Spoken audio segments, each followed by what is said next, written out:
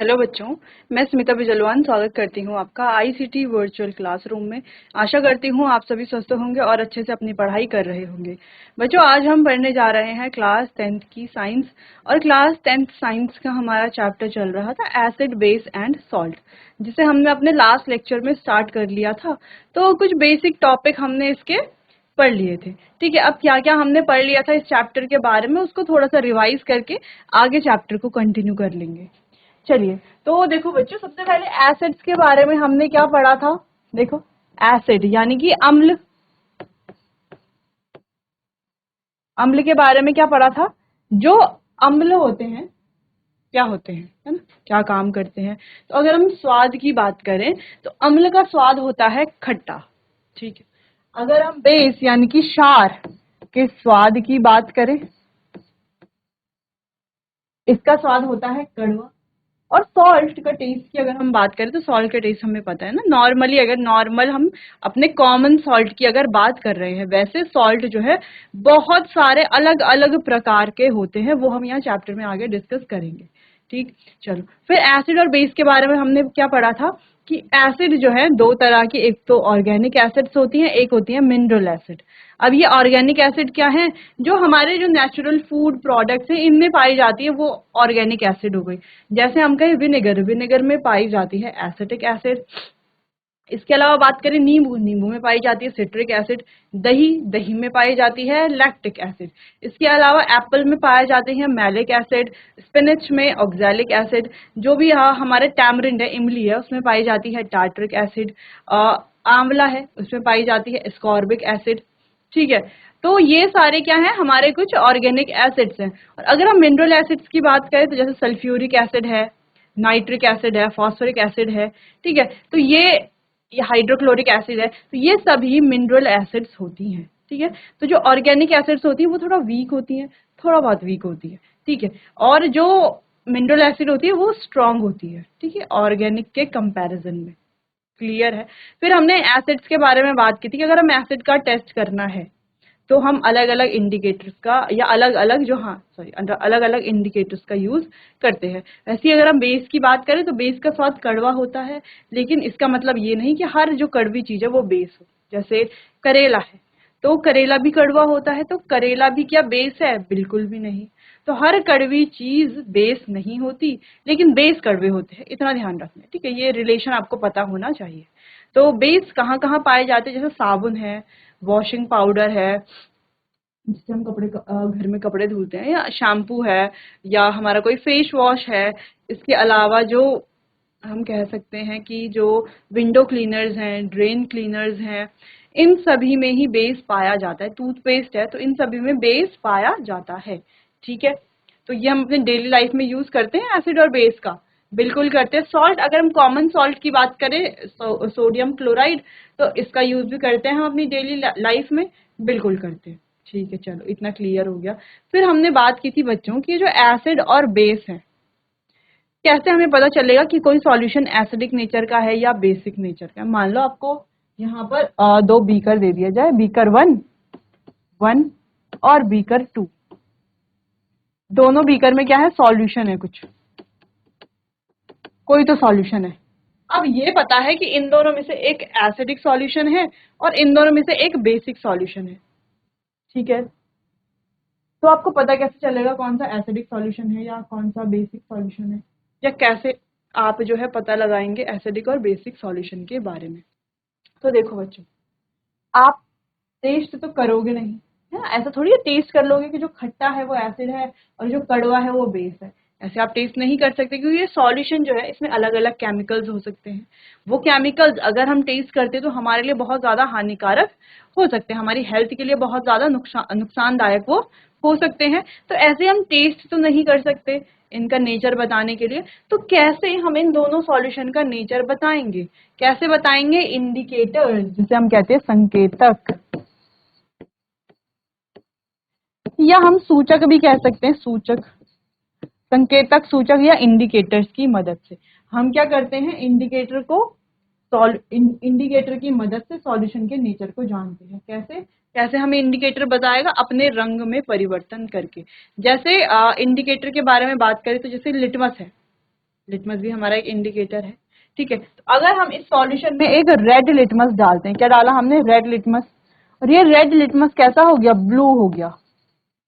यहां पर हमने डाला कैसा लिटमस, ब्लू लिटमस, और ये ब्लू लिटमस कैसा हो गया, रेड हो गया। तो देखो यहाँ पर रेड लिटमस ब्लू हो रहा है, यानी कि ये सॉल्यूशन कैसा है, एक बेसिक सॉल्यूशन है। यहाँ पर ब्लू जो लिटमस है वो रेड हो रहा है, यानी कि सॉल्यूशन कैसा है, एसिडिक सॉल्यूशन है। तो देखो इंडिकेटर की मदद से पता चल रहा है ना सॉल्यूशन के नेचर के बारे में कि एसिडिक है, कौन सा बेसिक है। कैसे पता चल रहा है, क्योंकि इंडिकेटर अपने रंग को चेंज कर रहा है, रंग में परिवर्तन कर रहा है। ठीक है, चलिए, तो ये कुछ बेसिक चीजें हमने अपने लास्ट लेक्चर में पढ़ी थी। बाकी इसके अलावा हमने इंडिकेटर के बारे में बात की थी। अलग अलग तरह के इंडिकेटर हमारे पास होते हैं, जैसे कुछ ऑर्गेनिक होते हैं और कुछ सिंथेटिक होते हैं। ऑर्गेनिक जो नेचुरली हमें नेचर से मिलते हैं, और सिंथेटिक जिन्हें लैबोरेटरी में बनाया जाता है। अगर नेचुरल इंडिकेटर के अलग अलग एग्जांपल्स की बात करें, जैसे लिटमस है, लिटमस तो है ही नेचुरल इंडिकेटर। इसके अलावा हल्दी है, चाइना रोज है, ठीक है, रेड रोज इंडिकेटर है, ठीक है, और जो हमारा वो कैबेज था, है ना, पर्पल कलर वाला कैबेज होता है, ठीक है, तो वो भी क्या है, एज एन इंडिकेटर काम करता है। इसके अलावा अगर हम सिंथेटिक इंडिकेटर्स के बारे में बात करें, तो जैसे फिनॉल्फथैलीन है, इसके अलावा मिथाइल ऑरेंज है, तो ये कुछ हमारे पास सिंथेटिक इंडिकेटर्स भी है। ठीक है, ये भी अपने कलर को चेंज करके हमें सॉल्यूशन के नेचर के बारे में बताते हैं। तो अभी तक बेसिक चीजें ये हो गई कि हमने एसिड और बेस के बारे में बात की, कैसे हम इन्हें इनके सॉल्यूशन को आइडेंटिफाई करेंगे इसके बारे में बात की। ठीक, चलो तो आगे बढ़ते हैं, वहीं से आगे चैप्टर स्टार्ट करते हैं। तो देखो ये था रेड कैबेज, टर्मरिक, ठीक है, तो ये सभी क्या है, इंडिकेटर्स हैं। इनका यूज करके हम क्या कर सकते हैं, किसी सॉल्यूशन का नेचर बता सकते हैं। तो लास्ट लेक्चर में इस तरीके से हमने दो सॉल्यूशन लिए थे। देखो इसमें रेड इंडिकेटर डाला, रेड लिटमस डाला है, रेड का रेड ही है, लेकिन ब्लू लिटमस कैसा हो गया है, रेड हो गया है। वहीं अगर हम यहाँ पर देखें तो यहाँ पर ब्लू लिटमस है, ठीक है, और रेड लिटमस कैसा हो रहा है, ब्लू हो रहा है, यानी कि यहाँ पर रेड टू ब्लू चेंज हो रहा है, यहाँ पर ब्लू टू रेड चेंज हो रहा है। तो ब्लू टू रेड चेंज होगा, रेड में चेंज हो रहा है। ठीक है, तो रेड किसका कलर रहता है, डेंजर का। डेंजरस कौन है, एसिड। ठीक है, और यहाँ पर रेड टू ब्लू चेंज हो रहा है, ब्लू, ब्लू यानी कि B for blue, B for base, यानी कि कैसा नेचर है, बेसिक नेचर है। तो ऐसे लिटमस की मदद से हम समझ सकते हैं नेचर के बारे में। फिर हमने टर्मरिक इंडिकेटर के बारे में बात की। टर्मरिक इंडिकेटर देखो बनाएंगे कैसे, ये हमने देख लिया था कि पेस्ट बना करके तो ब्लॉटिंग पेपर में ला करके लगा करके उसको सुखा दिया जाता है, उसको लिटमस की तरह स्टेप्स में काटा जाता है। ठीक है, तो चलो दूसरी चीज हमने देखी कि ऐसा कोई कपड़ों में हल्दी का दाग लग जाए, जब हम उसको धोते हैं साबुन से, साबुन क्या है, बेसिक नेचर के है। साबुन को जैसे ही हम उसमें लगाते हैं वो कैसा हो जाता है, ये कैसा हो जाता है, ये दाग, ये येलो से कैसा हो जाता है, ऐसा रेडिश रेडिश दिखने लगता है। फिर इसको जब हम अगेन क्लीन वाटर से वॉश कर लेते हैं तो फिर से ये येलो हो जाता है। ठीक है, तो क्या समझ में आया यहाँ पर, यहाँ पर ये समझ में आता है कि टर्मरिक इंडिकेटर बेस में अपना कलर चेंज करते हैं, बेस में रेड हो जाते हैं। ठीक है, चलो बाकी कुछ एसिड और बेस के बारे में हमने बात कर ली थी। अब हमें यहाँ पर एक टेबल देखनी है, टेबल को समझना है। ठीक है, टेबल में क्या हो रहा है, देखो यहाँ पर हमने कुछ सैंपल लिए हैं, जैसे HCl, H2SO4, HNO3, CH3, COOH, NaOH, KOH, MgOH whole twice, NH4OH, CaOH whole twice, calcium hydroxide, ammonium hydroxide, magnesium hydroxide, potassium hydroxide, sodium hydroxide. ठीक है, तो ये क्या हो गया, ये हो गया acetic acid, nitric acid, sulphuric acid और हाइड्रोक्लोरिक एसिड। अगर आपको नाम पता है इनके तो आप नाम से बता लोगे एसिड कौन से हैं, और बाकी तो बेस है सारे। ठीक, तो ऐसे भी पता चल सकता है, क्लियर है। लेकिन यहाँ पर हम इंडिकेटर की मदद से जानेंगे इन सॉल्यूशन का नेचर। तो बहुत ही बेसिक सी ये एक्टिविटी है। तो चलो बच्चों इस एक्टिविटी को देखते हैं। यहाँ पर तो ये सॉल्यूशन हमने लिए। अब हमने लिया एक रेड लिटमस, एक नहीं, रेड लिटमस लिया और उसके इतने टुकड़े कर दिए, और उन टुकड़ों पर एक एक ड्रॉप जो है ये वाला, ये जो सॉल्यूशंस है ना यहाँ पे अलग अलग सैंपल सॉल्यूशंस है, उन रेड लिटमस के टुकड़ों पर डाला। तो हमने क्या देखा कि HCl में रेड लिटमस में कोई चेंज नहीं आया, रेड रेड ही रहा, यानी कि एसिडिक नेचर है। H2SO4 का भी कोई चेंज नहीं आया, ठीक है।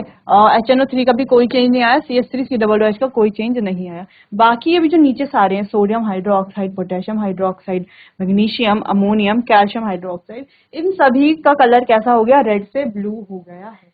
अब रेड से ब्लू हो गया है, इसका मतलब क्या है, रेड से ब्लू होना, ब्लू यानी कि बेस, यानी कि ये सभी कैसे हैं, बेसिक नेचर के हैं। सेम वही हमने ब्लू लिटमस के साथ किया। तो गिवन सॉल्यूशन जैसे कि ये hydrochloric acid, sulphuric acid, nitric acid, acetic acid, इसको एथनोइक एसिड भी बोलते हैं। ठीक है, तो देखो यहाँ पर इनका कलर कैसा हो गया, रेड हो गया। कलर रेड में चेंज होना लिटमस का, रेड यानी कि डेंजर का साइन, डेंजरस कौन होते हैं, एसिड। ये सभी क्या है, एसिडिक नेचर के हैं। और बाकी में कोई चेंज नहीं हुआ, क्योंकि बाकी तो ब्लू में चेंज हो गए थे, रेड लिटमस को चेंज कर दिया था ब्लू में, ब्लू लिटमस पर इनका कोई इफेक्ट नहीं पड़ा। यानी कि जो एसिड्स होते हैं, ठीक है, वो क्या करते हैं, ब्लू लिटमस को रेड में चेंज कर देते हैं। ठीक है, लेकिन रेड लिटमस पर उनका कोई इफेक्ट नहीं पड़ता। सेम अगर हम बेस की बात करें तो बेस रेड लिटमस को ब्लू में चेंज कर देंगे और ब्लू लिटमस पर उनका कोई इफेक्ट नहीं पड़ेगा। क्लियर है? चलो अब फिनोल्फथालीन सॉल्यूशन के बारे में बात करते हैं। तो देखो ये एसिडिक सॉल्यूशन में हो जाता है कलरलेस और बेसिक में हो जाता है रेड टू पिंक। ठीक है, तो ये कलरलेस हो रहा है यानी कि एसिडिक सॉल्यूशन, और रेड टू पिंक हो रहा है यानी कि बेसिक सॉल्यूशन। क्लियर है? चलो मिथाइल ऑरेंज की बात करें तो ये पिंकिश रेड हो जाता है किसमें, एसिड में, और येलो का येलो ही रहता है किसमें, बेस में। तो देखो पिंकिश रेड हो गया तो ये सारे क्या है, एसिड, और येलो ही रह रहा है यानी कि ये सारे क्या है, बेस है। ठीक है, इसके अलावा देखो बच्चों टर्मरिक इंडिकेटर रह गया है ना, टर्मरिक इंडिकेटर। अगर हम टर्मरिक इंडिकेटर की बात करें तो इन सब में तो वो क्या रहेगा, येलो ही रहेगा। ठीक है, बाकी में कैसा हो जाएगा, वो रेड हो जाएगा। क्लियर है? ठीक है, टर्मरिक इंडिकेटर, ऐसे आप अलग अलग इंडिकेटर को लिख सकते हैं ऐसे टेबल बना करके। क्लियर है? तो यहाँ पर आपको ये समझ में आ गया। अगर आपसे पूछा जाए फिनोल्फथालीन इंडिकेटर एसिड को क्या करते हैं, एसिड को कैसे बताते हैं, एसिडिक नेचर, कलरलेस होकर के, जैसे देखो कलरलेस हो रहा है ना, कलरलेस है यहाँ पर ये, तो ये क्या है, एसिड है, और ये रेड टू पिंक हो रहा है यानी कि ये कैसा है, बेसिक नेचर का है। वैसे यहाँ पे देखो मिथाइल ऑरेंज यूज किया तो एसिड में कैसा है, ये पिंकिश रेड है, और बेस में कैसा है, येलो ही है। वैसे लिटमस देखो एसिड में कैसा है, रेड है, और बेस में कैसा है, ब्लू है। ठीक है, तो ऐसे ही करके आपको सारा ये समझ में आ गया होगा कि कैसे जो है एसिडिक और बेसिक नेचर हमें पता चलेगा किसी भी सॉल्यूशन का, इसकी मदद से, इंडिकेटर की मदद से। तो इंडिकेटर बहुत ज्यादा इंपॉर्टेंट है बच्चों। ठीक है, चलिए बाकी हमने बेसिक प्रीवियस क्लासेस में भी इंडिकेटर्स के बारे में बात की ही है, बाकी आपको ये नोट कर लेना है। चलो आगे बढ़ते हैं। चलिए ऑल्फैक्टरी इंडिकेटर के बारे में बात करते हैं। ठीक है, तो ये भी इंडिकेटर ही है, लेकिन यहाँ पर बात होती है ऑर्डर की, ऑर्डर यानी कि स्मेल की। ठीक है, these are some substances, these are some substances whose order change in acidic और basic media। ठीक है, तो ये कुछ ऐसे सब्सटेंस है जिनकी जो स्मेल है वो चेंज हो जाती है एसिडिक और बेसिक मीडियम में। ठीक है, जैसे मान लो कोई एसिडिक सॉल्यूशन है, उस पर अगर हमने कोई ऑल्फैक्टरी इंडिकेटर डाला तो उसकी स्मेल चेंज हो जाएगी। ठीक है, तो स्मेल अगर चेंज हो रही है तो एसिडिक और बेसिक को हम क्या कर सकते हैं, डिफरेंशिएट कर सकते हैं, यानी कि एसिड में अलग स्मेल हो जाएगी, बेस में अलग स्मेल हो जाएगी। तो ऑल्फैक्टरी इंडिकेटर, कुछ ऑल्फैक्टरी इंडिकेटर है जैसे कि अनियन है, क्लोव ऑयल है ना, ये लॉन्ग लॉन्ग कहा जाता है इसे क्लोव को, तो क्लोव ऑयल है। ठीक है, वनीला है। ठीक है, वनीला जो हम अपने आइसक्रीम में या कोई भी डिजर्ट बनाते हैं तो उसमें यूज करते हैं वनीला फ्लेवर। ठीक है, तो ये वनीला, क्लोव ऑयल और अनियन, ये तीनों क्या है, ऑल फैक्ट्री इंडिकेटर्स हैं। अब आगे देखेंगे कि ऑल फैक्ट्री इंडिकेटर्स हमें ऑर्डर की मदद से कैसे एसिडिक और बेसिक मीडिया के बारे में बताते हैं, या किसी भी एसिडिक और बेसिक सॉल्यूशन के बारे में बताते हैं, कैसे बताते हैं इसके बारे में हम आगे बात करेंगे। तो पहले आप इसको जनरल, इसके ये जो डेफिनेशन टाइप की है, ठीक है, इस पॉइंट को आप नोट कर लीजिए और एग्जाम्पल नोट कर लीजिए।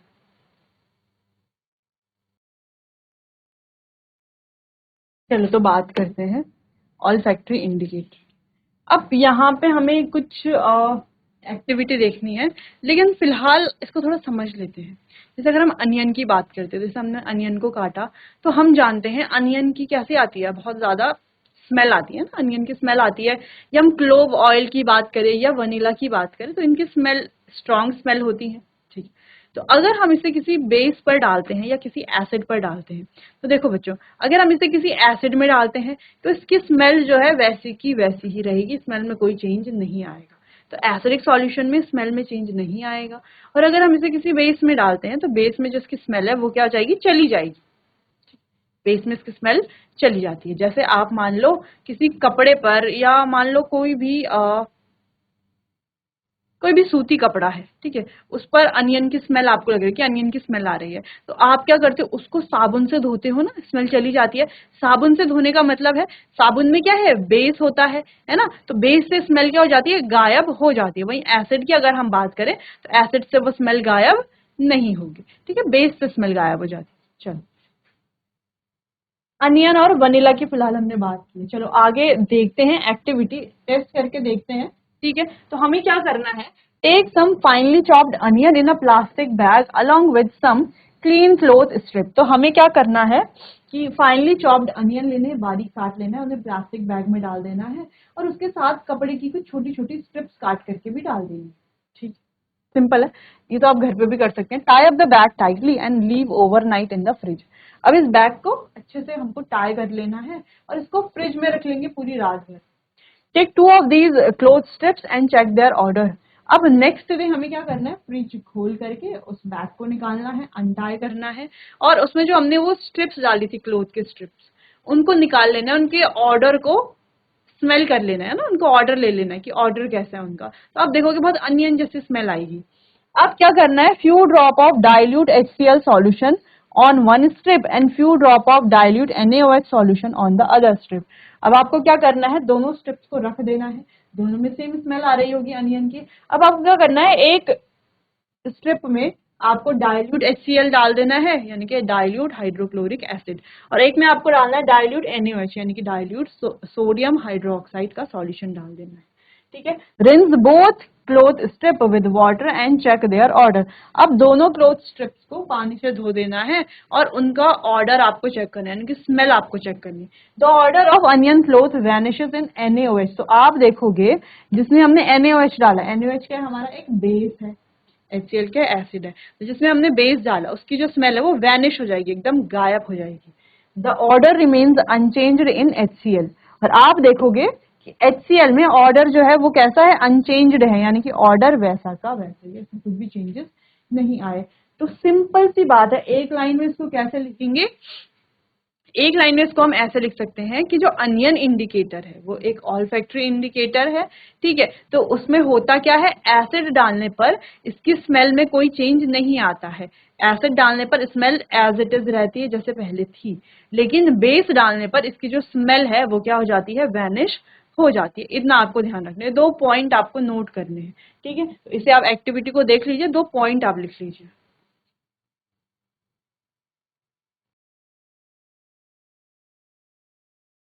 चलिए आगे बढ़ते हैं। नेक्स्ट है टेस्ट विद वनीला एसेंस। अब वनीला एसेंस का सेम टेस्ट करेंगे। ठीक है, take some dilute HCl solution in one test tube and dilute NaOH solution in another test tube. तो 2 टेस्ट ट्यूब आपको ले लेने हैं, कुछ कुछ इस तरीके से, है ना, ऐसी तो होती है टेस्ट ट्यूब्स।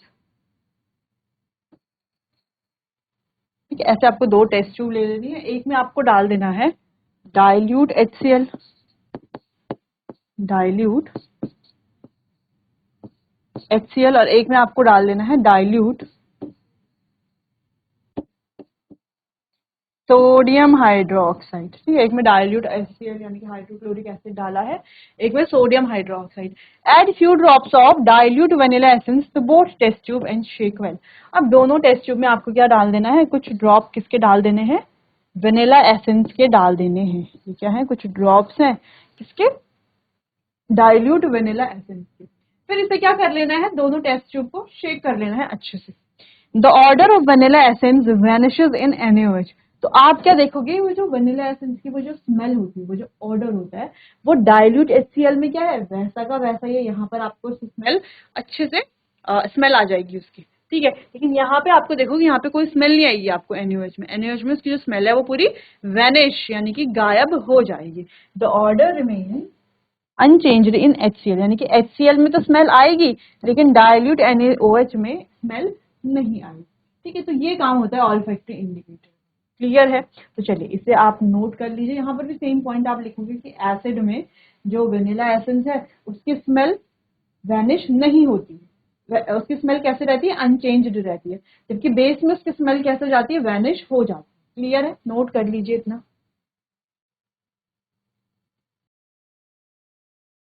चलिए आगे बढ़ते हैं। नेक्स्ट क्लोव ऑयल के साथ भी सेम टेस्ट करेंगे, यहाँ पे भी सेम रिजल्ट आएगा। HCl के साथ ये क्या करेगा? इसकी स्मेल जो है अनचेंज रहेगी, लेकिन NaOH के साथ स्मेल जो है वो चली जाएगी। ठीक है, चलिए सेम यही है, repeat the same test using clove oil. तो क्लोव ऑयल से भी सेम टेस्ट करना है, तो टेस्ट ट्यूब ले लेंगे, उनमें क्लोव ऑयल डालना। अब क्लोव ऑयल की जो है बहुत ज्यादा तेज स्मेल होती है, ठीक है, एकदम से आपको आ जाएगी क्लोव ऑयल की स्मेल। तो जब आप उसमें सोडियम हाइड्रोक्साइड डालते हो तो वो स्मेल जो है वो वैनिश हो जाती है कंप्लीटली। और जब आप उसमें HCl डालते हो दूसरे टेस्ट ट्यूब में, तो वो स्मेल जो है वो अनचेंज रहती है, यानी कि एज इट इज स्मेल रहती है। ठीक है, चलिए तो ये बात हो गई है ऑल फैक्ट्री इंडिकेटर्स की। तो बच्चों हमने यहाँ पर अलग अलग इंडिकेटर्स के बारे में बात की है। कुछ ऐसे इंडिकेटर जैसे लिटमस है, ठीक है, टर्मरिक है, चाइना रोज है, ये सारे कैसे हैं? ये सारे ही बच्चों हमारे पास नेचुरल इंडिकेटर्स हैं। इसके अलावा जो हमने बात की फिनोल्फथालीन इंडिकेटर की या मिथाइल ऑरेंज की, ये सभी कैसे हैं? ये सभी हमारे पास सिंथेटिक इंडिकेटर्स हैं। नेक्स्ट हमने बात की ऑल फैक्ट्री इंडिकेटर्स की। तो ये इंडिकेटर्स ये कैसे हैं? जो स्मेल वाले इंडिकेटर होते हैं, हम ऑर्डर वाले भी बोल सकते हैं। ठीक है, तो तीन तरह के इंडिकेटर के बारे में हमने बात की, नेचुरल, सिंथेटिक और ऑल्फैक्टरी इंडिकेटर। क्लियर है? चलो आगे बढ़ते हैं, बात करते हैं बहुत इंपॉर्टेंट टॉपिक की तरफ बढ़ते हैं। ठीक है, how do acid and base react with metal. अब देखो अभी तक हमने एसिड और बेस के बारे में थोड़ा बहुत इंट्रोडक्शन ही देखा, बेसिक चीजें देखी। तो उसके बाद थोड़ा लिटमस जो इंडिकेटर्स थे उनके बारे में बात की, और कुछ और इंडिकेटर जैसे कि सिंथेटिक इंडिकेटर या जो हमारे पास बच्चों ऑल्फैक्टरी इंडिकेटर्स हैं उनके बारे में बात की। अब बात करते हैं कि एसिड मेटल के साथ कैसे रिएक्ट करता है या बेस मेटल के साथ कैसे रिएक्ट करता है। तो एसिड से शुरू करेंगे, कुछ और इसके साथ साथ और भी केमिकल प्रॉपर्टीज होंगी एसिड्स की, वो भी हम डिस्कस करेंगे। चलिए तो ऐसा सेटअप लगा लेना है, फिगर आपको दिख रहा होगा। टेक 5 ml सल्फ्यूरिक एसिड, तो डाइल्यूट सल्फ्यूरिक एसिड लेनी है, इस तरीके से इसको डाल देना है। उसमें जिंक ग्रैन्यूल्स डालने हैं एक टेस्ट ट्यूब में। ऐसे स्टैंड लगा लेना है, स्टैंड में टेस्ट ट्यूब लगा लेनी है, यहाँ पर एक डिलीवरी ट्यूब लगा लेनी है, कॉर्क से इसे बंद कर लेना है। डिलीवरी ट्यूब को किसी दूसरे कंटेनर में जिसमें होगा सोप सॉल्यूशन उसमें डाल देना है। अब हमें करना क्या है, इसमें डालनी है डाइल्यूट सल्फ्यूरिक एसिड, साथ में डाल देने हैं जिंक ग्रैन्यूल्स। ठीक है, जिंक के ग्रैन्यूल्स यानी कि छोटे छोटे कुछ टुकड़े ऐसे। अब 5 ml dilute sulfuric acid in a test tube and add some zinc granule. Hydrogen gas bubbles are formed on the surface of zinc granules. So आप क्या देखोगे कि यहाँ पर जिंक ग्रैन्यूल के सरफेस पर हाइड्रोजन गैस के बबल्स पास हो रहे हैं। ठीक है, pass this gas through soap solution. तो आपको क्या करना है, इस गैस को इस डिलीवरी ट्यूब की मदद से सोप सॉल्यूशन से पास करवाना है। तो जब आप इसको सोप सॉल्यूशन से पास करवाओगे तो आप क्या देखोगे, soap bubbles filled with hydrogen gas are form. तो यहाँ पे एक मैजिक मैजिक नहीं है, बेसिकली साइंस है। तो आपको क्या दिखेगा, सोप सॉल्यूशन से बबल आते हुए दिखेंगे। तो ये बबल्स सोप के हैं, लेकिन इनके अंदर भरी हुई है हाइड्रोजन गैस, जो गैस यहाँ पर डिलीवरी ट्यूब से आई थी। ठीक है, जो प्रोड्यूस हुई थी जब हमने सल्फ्यूरिक एसिड के साथ जिंक ग्रैन्यूल्स डाले थे। ठीक, चलो फिर अब हम क्या करेंगे, take a burning candle near gas filled bubble, hydrogen burns with a pop sound. तो आपको क्या करना है, एक कैंडल को इन बबल्स के पास लेकर के जाना है। तो आप क्या देखोगे, ये जो बबल्स हैं ये पॉप साउंड के साथ क्या होने लगेंगे, फटने लगेंगे। ठीक है, बर्न होने लगेंगे, हाइड्रोजन गैस जो है वो बर्न होने लगेगी। और कैसे बर्न होगी, पॉप साउंड के साथ। तो यहां पर से एक इंपॉर्टेंट पॉइंट ये है कि हाइड्रोजन गैस कैसे बर्न होती है, it Burns with a pop sound, pop sound के साथ बर्न होती है। ठीक है, तो देख लिया हमने acid hydrochloric acid sorry sulphuric acid ली थी और मेटल लिया था यहाँ पे, है ना, H2 जिंक। जिंक क्या हमारा मेटल है, तो जिंक मेटल के साथ एसिड की रिएक्शन हुई तो हाइड्रोजन गैस प्रोड्यूस हुई, जिसको हमने ये बर्निंग कैंडल वाले मेथड से चेक कर लिया था कि जो कैसे हो रही थी, पॉप साउंड के साथ बर्न हो रही थी। क्लियर है? चलो इतना आप नोट कर लीजिए।